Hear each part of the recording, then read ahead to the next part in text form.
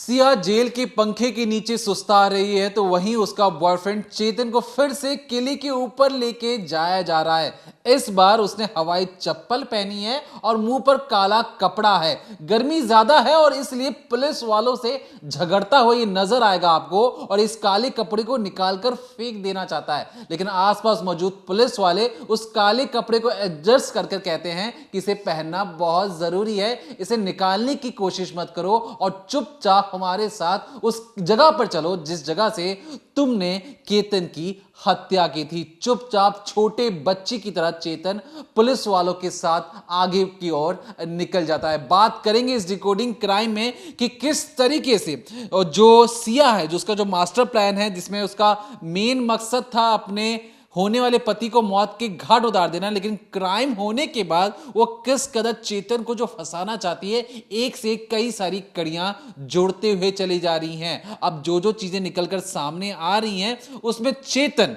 बार बार फंसता हुआ नजर आ रहा है। 3 से 4 दिन की पुलिस रिमांड मिली थी और पिछले 2 दिनों से थाने से लेकर किले के चक्कर सिर्फ और सिर्फ चेतन लगा रहा है। पहले कहा गया था कि सिया ने ऊपर से धक्का दिया, लेकिन अब जो तस्वीरें सामने आ रही, बार बार चेतन को थाने से किले, किले से थाने दौड़ाया जा रहा है और वहीं पर सिया इन सारी तस्वीरों से नदारद है। क्या है पर्दे की पीछे की कहानी, जानेंगे इस डिकोडिंग क्राइम के जरिए। तो इस वक्त आपको स्क्रीन पर एक वीडियो दिखाती हूँ। ये जो आप वीडियो देख रहे हैं ये एक प्री वेडिंग सेलिब्रेशन है सिया और केतन का। अगर इन वीडियो को आप गौर से देखने की कोशिश करेंगे, समझने की कोशिश करेंगे, तो यहाँ पर पूरी फैमिली मौजूद है। केतन भी है, केतन खुश है, डांस कर रहा है। यूट्यूब गाइडलाइन की वजह से हम आपको इसके पीछे चल रहे सॉन्ग नहीं सुना सकते, लेकिन पूरा परिवार यहाँ पर मौजूद है। केतन के जो पिताजी हैं वो भी यहाँ पर माइक लेते हैं, अपने बेटे के लिए कुछ शब्द कहते हैं, गाना गाते हैं और पूरा का पूरा खुशी का माहौल है। लेकिन अब तक जो पुलिस इन्वेस्टिगेशन हो रही है उसमें कई सारी ऐसी चीज़ें सामने आ रही हैं जिससे पूरा का पूरा केस पलट सकता है। पूरी तरीके से जो सिया है वो बच सकती है और साफ तौर पर वो अपने बॉयफ्रेंड चेतन को बड़ी आसानी से फंसा सकती है। सिया ने अपनी शादी की तैयारी में हर एक चीज़ खुद तैयार की थी, यहाँ तक कि सिया ने जो उसकी वेडिंग में गाने चलने थे, कौन सी प्लेलिस्ट बनेगी, हर एक चीज़ का खाका तैयार कर रखा था। वो कौन से कपड़े पहनेगी, कहाँ से एंट्री लेगी, एंगेजमेंट में क्या होगा, इसके अलावा कौन कौन सी चीज़ें और लेगी, कैसी डेकोरेशन करनी है, हर एक चीज़ का डेटा, हर एक चीज़ का आप यूँ समझिए बही खाता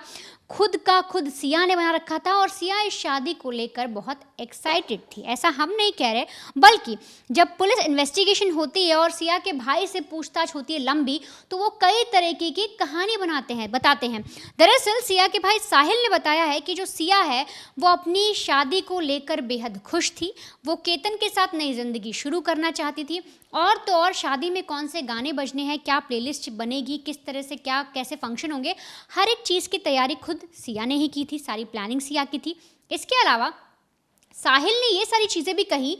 कि जब उसे ये चीज़ें लगती हैं, जब उसे समझ में आता है कि जो सिया है वो कुछ ज़्यादा ही एक्साइटेड है, पहले शायद उसका कोई और फ्रेंड था चेतन, क्योंकि कहानी में ये भी एंगल आ रहा है कि जो साहिल है वो चेतन को जानता था और साहिल को पता था कि चेतन और सिया एक दूसरे को पसंद करते हैं, इनके बीच में शायद अफेयर चल रहा है। जब वो अपनी बहन को घर पर इस तरह से देखता है तो उससे पूछता है, उससे बात करता है और कहता है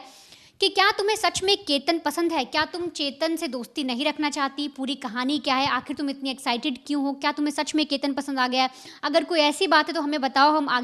आगे चीज़ें सही करेंगे, अगर तुम्हें चेतन पसंद है तो बताओ। और इन सब बातों पर सिया जो है वो अपने घर में कहती है कि मैं केतन को पसंद करती हूँ, जब मेरी पहली उससे मुलाकात हुई मुझे वो पसंद आ गया, आप लोगों ने मेरा रिश्ता तय किया और मैं इस शादी को अब आगे बढ़ाना चाहती हूँ, मैं इस रिश्ते में खुश हूँ और मैं केतन से ही शादी करना चाहती हूँ। यहाँ तक कि साहिल ने, यानी जो सिया के भाई, उन्होंने ये भी कहा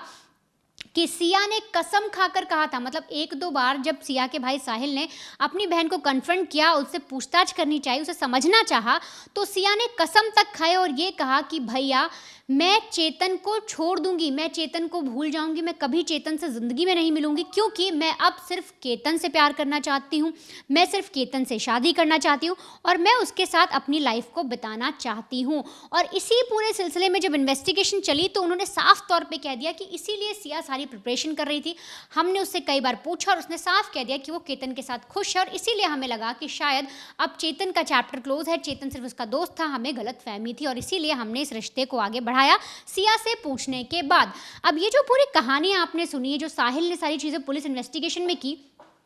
तो क्या ये सिया को किसी और तरह से फ्रेम करने की कोशिश की जा रही है? क्या जिस तरह से पुलिस ने एक एंगल बताया कि चेतन और सिया के बीच अफेयर है इसलिए उन्होंने केतन को मारा, तो क्या अब सिया का परिवार कहीं ना कहीं ये फ्रेम करने की कोशिश कर रहा है कि जो सिया है उसका चेतन के साथ कोई रिलेशन नहीं है, चेतन के साथ सिर्फ दोस्ती थी, कोई अफेयर नहीं था, वो चेतन से प्यार नहीं करती थी और सिर्फ केतन से शादी करना चाहती थी ताकि जो पुलिस इन्वेस्टिगेशन जिस दिशा में जा रही है वो अचानक से भटक जाए, कहानी में पूरी तरह से ट्विस्ट आ जाए और पूरा का पूरा जो, या आप यूँ समझिए, जो हत्याकांड का पूरा जिम्मा है वो चेतन के कंधे पर चला जाए। सिर्फ इतना ही नहीं, जो केतन है, मतलब जिसकी हत्या की गई है, कहा जा रहा है कि वो भी कहीं ना कहीं सिया पर डाउट करता था, उसको भी शक था कि सिया का शायद किसी लड़के के साथ अफेयर चल रहा है। और ये सारी चीज़ें भी फैमिली की तरफ से आ रही हैं। फैमिली ने ये तक बताया कि जो सिया के होने वाले पति थे यानी कि केतन थे, उन्हें ऐसा लग गया था कि सिया शायद उससे प्यार नहीं करती, सिया शायद उसे समझ नहीं रही है, उससे बात नहीं करती। और यही चीज़ केतन ने अपने पिता से कही थी। केतन ने कहा था कि आप एक बार सिया का बैकग्राउंड चेक करवाइए, आप पता लगाइए कि क्या इसका किसी और के साथ रिलेशन है, क्योंकि जब भी मैं इसे कॉल करता हूँ इसका नंबर बिजी जाता है, ज़्यादातर कांटेक्ट हमारा रहता नहीं है, ये बातचीत भी इतनी नहीं होती और जब ये बिजी रहती है और मेरे को इसके हाव भाव से लगता है कि शायद इसका कोई और भी ऐसा दोस्त है या इसका कहीं अफेयर चल रहा है, एक बार आप इसका बैकग्राउंड चेक कराइए। ये सारी चीज़ें केतन ने बताई थी, लेकिन ये चीज़ें नहीं कि पिता ने कहा कि बेटा हम फैमिली को बहुत लंबे टाइम से जानते हैं, बच्ची को भी जानते हैं, ऐसा कुछ नहीं, और उसका जो अंजाम हो वो ऐसा हुआ कि आज उनका बेटा इस ज़िंदगी में नहीं है। तो जो सिया के भाई हैं उन्होंने इस तरह से चीज़ें बताई, केतन को पहले से पता था। तो यहाँ पर अगर आप लिंक जोड़ने की कोशिश करेंगे तो साफ तौर पे एक चीज़ क्लियर हो रही है कि जो फैमिली है वो नकार रही है। सिया की फैमिली बार बार कह रही है कि चेतन के साथ उसकी सिर्फ दोस्ती थी, कोई लव एंगल नहीं था, कोई प्यार नहीं था। तो कहीं ना कहीं जो फैमिली है वो पुलिस की थ्योरी को ही झुटलाने पर तुल गई है। वो साफ तौर पर जाहिर करना चाहते हैं कि सिया सिर्फ केतन से प्यार कर रही थी, केतन के साथ शादी करना चाहती थी, हत्या हुई है, पैर फिसल गया, ये सारी क्या कहानी है, इस तरह से दिखाने की कोशिश की जा रही है कि पुलिस ने पूरा जो इन्वेस्टिगेशन है वही गलत कर दिया है। अब यहाँ पर अगर पुलिस की माने तो देखिए, सिया के भाई ने तो कह दिया कि वो केतन से प्यार कर रही थी और केतन के साथ शादी करना चाहती थी, लेकिन जब जो कैब ड्राइवर जिसके कैब में बैठकर ये लोग एयरपोर्ट जा रहे थे, उस ड्राइवर से जब पुलिस ने पूछताछ की, जब वो मीडिया के सामने आया तो उसने बताया कि सिया मैडम का उनके भाई के साथ झगड़ा हुआ था। वो बार बार कह रही थी कि उन्हें वहाँ पर नहीं जाना, कुछ भी करो, कैंसिल करा दो, ट्रिप कैंसिल करा दो, और गुस्से में गाड़ी रुकवाकर वो उतर भी गई थी। और तब सिया मैडम के भाई यानी कि जो साहिल है उसने उन्हें ज़बरदस्ती कैब में बिठाया था और फिर वो थोड़ा आगे गए थे, वहाँ पर वो रुके थे एक फूड कोर्ट में और फिर उन्होंने कुछ खाया था और वहीं पर सिया मैडम ने एक ऐसी कोई चीज़ छुपाई थी अपने बूट के अंदर। वो माना जा रहा है कि वो पासपोर्ट था केतन का, जिसे उसने जाकर फाड़ा और उसके बाद फ्लश कर दिया। लेकिन पुलिस को ये लग रहा है कि जो कैब के अंदर जो ड्राइवर बैठा था उसने जो सारी चीज़ें सुनी, यानी सिया मन ही मन किसी और को पसंद कर रही थी, वो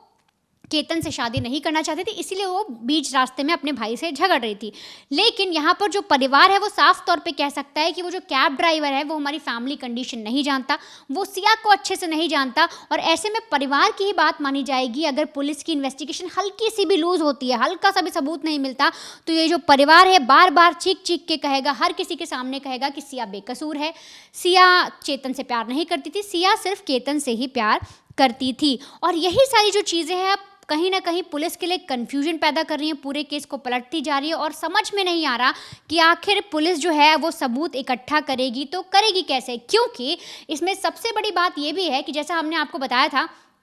कि एक बाकायदा कोड वर्ड बना था, एक प्लानिंग बनी थी जिसके तहत जब ये फोर्ट पर पहुंचते हैं सिया और केतन, पीछे से चेतन फॉलो कर रहा था और उसमें ये एंगल भी आ रहा है कि चेतन ने वहां जाकर हुडी उतार दी थी, जो हुडी पहनकर चेतन सीढ़ियों पर चढ़ रहा था। उसके बाद जब वो एक जगह पर पहुंचते हैं जहां उन्हें मर्डर करना था, वहां पर वो हुडी उतारता है, एक ब्लैक टी शर्ट में आ जाता है और ऐसे में सिया जो है वो नीचे बैठती है, अपने शूले बांधने लगती है और वही कोड वर्ड था कि अब तुम्हें धक्का देना है। लेकिन उससे पहले सिया एक चीज़ करती है, केतन का फ़ोन अपने पास रख लेती, यानी कि वो किसी बहाने से केतन का फ़ोन लेती है और फिर अचानक से थोड़ा थकती है और नीचे बैठकर अपने शूले बांधने लग जाती है। जैसे ही वो जूते के फीते बांध रही होती है, तभी चेतन पीछे से केतन को धक्का दे देता है और उस वक्त जो फ़ोन वो लेती है उसमें से ये माना जा रहा है कि वो कुछ दिनों बाद उसने उसके परिवार को लौटाया, यानी कि केतन की फैमिली को कुछ दिनों बाद सिया ने वो फ़ोन दिया। तो पुलिस का ये मानना है कि शायद केतन के फ़ोन में कुछ ऐसे चैट्स होंगे, कुछ ऐसी चीज़ें होंगी जिससे बहुत सारी कहानी या पूरी एक एक सीक्वेंस क्लियर हो सकता है, लेकिन उनका ये मानना है कि शायद उसमें से कुछ चैट डिलीट किए गए हैं, कुछ ऐसा डेटा है जो हटाया गया है जो इस केस के लिए बहुत बड़े एविडेंस बन सकते हैं। और इसमें माना जा रहा है कि सिया ने एविडेंस टेम्परिंग करने की कोशिश की है। उसने कुछ दिन तक फ़ोन अपने पास रखा जिसमें से उसने कई सारी चीज़ें डिलीट की और उसके बाद परिवार को सौंप दिया। अब पुलिस ने वो फ़ोन भी लिया है, उसका डाटा रिकवर कराने की कोशिश की जा रही है, पता लगाने की कोशिश की जा रही है कि क्या सच में सिया ने वहाँ पर उस फ़ोन के अंदर कोई एविडेंस टेम्पर किया है या फिर नहीं। अब सिया झूठ बोल रही है या सच बोल रही है, इसका पता लगाने के लिए बकायदा पुणे पुलिस ने अर्जी दाखिल की है अदालत में कि लाई डिटेक्टर टेस्ट के लिए अनुमति मिले, परमिशन मिले। लेकिन आपको एक चीज बता दें कि लाई डिटेक्टर टेस्ट इंग्लिश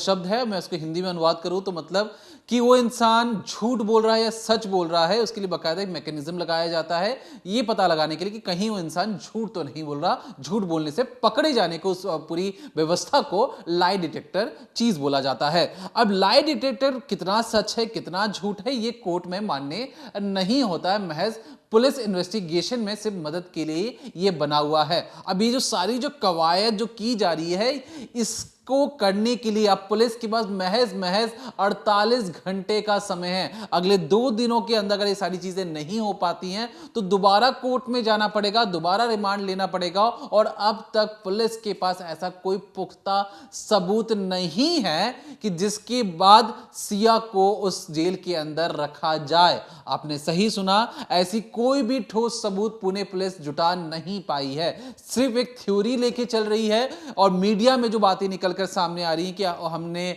पुतले को नीचे फेंक दिया। अब देखिए, कोई भी आप पुतले को जब आप नीचे फेंकते हैं 400 फीट की ऊंचाई से, एक जो जिंदा इंसान होता है वो हाथ पैर मारता है। अब उस वक्त 400 फीट की ऊंचाई पर हवा कैसी चल रही थी, हवा का क्या रुख था, उससे बॉडी कहां गिर सकती है। एक जिंदा इंसान अपने आप को बचाने की कई तरह की कोशिश करता है और यहां पर एक जो पुतला है उसे उठाकर आप नीचे फेंक देते हैं, वजन उतना ही हो लेकिन वो एक पुतला और एक इंसान गिरने के 2 अलग अलग मानने होते हैं। और ये कोई ऐसी एक निर्जीव नहीं है कि अगर आपने कोई फोन उठा के फेंका और आपने दूसरा फोन उठा के फेंका तो एक ही तरह से गिरेगा। और यहां पर जब जिंदा इंसान गिरता है तो उसकी गिरने की तौर तरीके अलग होते हैं। तो इस चीज को लेकर पता है नहीं पुणे पुलिस ऐसी कौन सी साइंटिफिक चीजें करने जा रही है, कौन सी फॉरेंसिक उन्हें चीजें मिल जाएंगी, उन्हें कैसे समझ में आएगा। क्योंकि ये चीज कोई भी बता दे कि कोई धक्का दिया या कोई जानबूझकर कूद गया, इस चीज को समझाने के लिए पुतला कितना कारगर होगा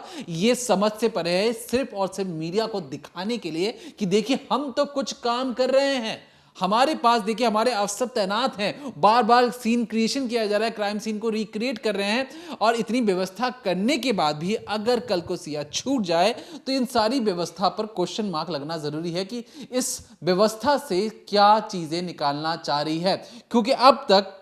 उस क्राइम सीन पर कोई भी ऐसा गवाह नहीं मिला है। उस क्राइम सीन पर क्योंकि जो चेतन है उसने अपना फोन उधर ही छोड़ दिया था, चलो उसके पास दूसरा फोन भी था, तो क्या उस लोकेशन पर था, किले पर मौजूद होना उस फोन का लोकेशन और उस जगह पर मौजूद होना, क्या ऐसे कोई फुटप्रिंट्स भी मिले हैं? नहीं मिले होंगे, क्योंकि वहां पर अक्सर कितने लोग आते जाते हैं। क्या वहां पर कहीं उनके फिंगरप्रिंट्स मिले हैं? नहीं मिले होंगे, क्योंकि अक्सर बहुत सारी चीजें ढूंढी जाती हैं। क्या उनके कपड़ों के अंश या कोई भी ऐसे रुमाल या कोई भी ऐसी चीज जो वहां पे छूट गई हो, क्या ऐसी चीजें मिली हैं? नहीं मिली हैं। सिर्फ और सिर्फ एक कहानी लेकर चल रही है पुणे पुलिस कि यहाँ पे 2 लोग गए थे, पीछे से उसने हुडी उतारी, सिया नीचे झुकती और कहती धक्का दे दो, और वो धक्का दे देता है। इस बात को जब आप जज के सामने बोलेंगे ना तो जज भी पूछेगा सबूत क्या है, किस आधार पर आप बोल रहे हैं। अगर कोर्ट अगर कोई सजा सुनाती है, अगर कोई भी एक चूक होती है जिससे ये गुंजाइश हो कि वो शायद इंसान ने गलती ना की हो, तो कोर्ट उसे देखती है। और यहां पर तो बहुत सारी खामियां हैं, इस केस में इतनी सारी कमजोर कड़ियां हैं, लेकिन बावजूद इसके टूरिस्ट पॉइंट होता है। लोहागढ़ किला अपने आप में फेमस था, लेकिन सिया ने जहां से धक्का दिया अब वहां पर टूरिस्टों की तादाद बढ़ चुकी है। उस क्राइम सीन पर लोग जा जाकर फोटो खिंचवा रहे हैं, देखना चाह रहे हैं कि सिया ने कितनी ऊंचाई से अपने मंगेतर होने वाले पति को नीचे धक्का दिया। उस जगह को खड़े होकर वो निहार रहे हैं, देख रहे हैं, समझ रहे हैं, बातें कर रहे हैं। लेकिन पुणे पुलिस भी किसी टूरिस्ट की तरह बार बार उस किले पर जा रही है। पता नहीं कौन से ऐसी फॉरेंसिक एविडेंस उन्हें मिलने वाला है उसको गिरा गिरा कर, और क्या उनके पास ऐसे पुख्ता सबूत हैं जिसके आधार पर जो उनकी अपनी एक थ्योरी है, क्योंकि बार बार हम कह रहे हैं कि हर किसी को न्याय मिलना चाहिए। क्या पुलिस ऐसी थ्योरी लेकर जाएगी, कोर्ट में सामने पेश कर देगी और कहेगी जनाब देखिए हमने जो कह रहे हैं हमारी बात ही सत्य वचन है। कल को सिया और चेतन जाकर वहां पर पलट जाएं कोर्ट के अंदर और कहें कि हमने कोई गलती नहीं की, हम वहां पे घूमने गए थे, हम तीनों तो दोस्त थे। अगर चेतन ये लाइन कह दे, अगर सिया ये कह दे कि हाँ चेतन तो मेरा दोस्त था और केतन भी उसको जानता था, हम तीनों म्यूचुअल फ्रेंड्स थे, तब आप क्या कहेंगे? और क्योंकि केतन को पता लग चुका था हम दोनों के रिलेशन के बारे में, तो क्या केतन ऊपर से कूद गया? अगर ये सारी चीजें बातें निकलकर सामने आई, मैं आपको वो सारी चीजें बता रहा हूं, हार्श लग सकती हैं आपको सुनने में, लेकिन कोर्ट के अंदर इसी तरीके से जरा होती है जहां पर अक्सर इस तरीके की बातों को सामने रखा जाता है। और तब हम देखते हैं कि शुरुआत में जो पुलिस एकदम जो कार्रवाई कर रही थी, हर किसी को लग रहा था कि केस बहुत आसानी से सॉल्व हो जाएगा, लेकिन जब कोर्ट के बंद दीवारों के अंदर जब कार्रवाई होती है, तू मैं होती है, तो बहुत सारी कड़ियां निकल कर आती हैं और आपको पता लगता है कि इसमें तो बहुत सारी कमजोर कड़ियां हैं और इस केस में कोई अलग केस है नहीं ये। क्योंकि सोनम रघुवंशी ने भी एक तरीके से जो आरोप लगा था कि उसने भी अपने पति को ऊपर से धक्का दे दिया, तो ये भी कोई अलग केस नहीं है। यहां पर भी धक्का दिया गया, धकेला गया या वो खुद गिर गया, इन सारी बातों को कैसे प्रूफ किया जाएगा, ये अपने आप में एक सवालिया निशान है जिसे पुणे पुलिस को काम करने की जरूरत है। फोन एविडेंस, चैट्स, अब तक कोई ऐसी ठोस चीजें नहीं मिल पाई हैं, तो ऐसे में कैसे साबित किया जाए कि सिर्फ और सिर्फ इन सारी कड़ियों के पीछे सिया और चेतन थी? क्या सिया ने खुद कोर्ट में कबूला? क्या खुद चेतन ने कबूला कोर्ट में? अब तक ऐसी कोई भी चीज सामने नहीं आई है। सिर्फ और सिर्फ एक थ्योरी लेकर चला जा रहा है जिसके एक सिरे को पकड़कर इस पूरे केस को सुलझाने की एक कोशिश की जा रही है, और इस कोशिश में कितनी कामयाब होती है पुणे पुलिस से आने वाले वक्त में तो जरूर पता लगेगा। और तब तक हमारी नजर इस खबर पर यूं ही बनी रहेगी। जो भी नए अपडेट्स होंगे इस खबर पर हम सबसे पहले उसे क्राइम तक पर आप तक पहुंचाएंगे। तब तक देखते रहिए decoding crime, Monday to Friday शाम 7:30 बजे, ओनली ऑन क्राइम तक।